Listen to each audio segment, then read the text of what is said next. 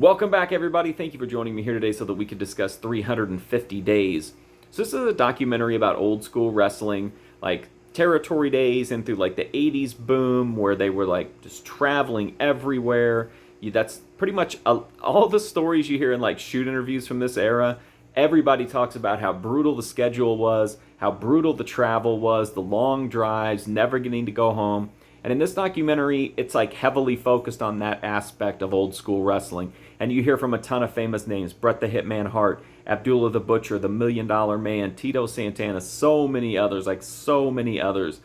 People who not only were around and were active and were making all these trips, but you get to hear from people at pretty much all levels of the card, which I think is really interesting too.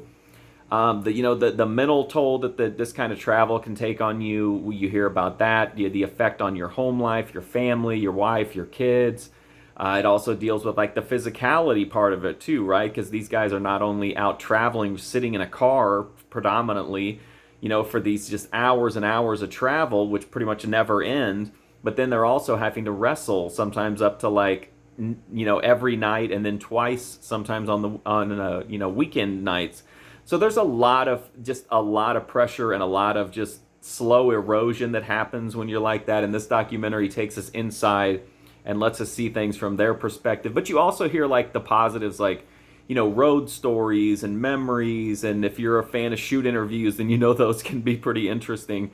But I just thought it was really cool to hear from so many different people about their experiences. You get so many different perspectives, and getting to hear from each of these legends again is really neat too. Like, I've seen a ton of shoot interviews and I've watched a ton of wrestling, but I never get tired of hearing stories from the guys from the 70s and 80s and 90s. So I really appreciated that, even if I've heard some of these stories before.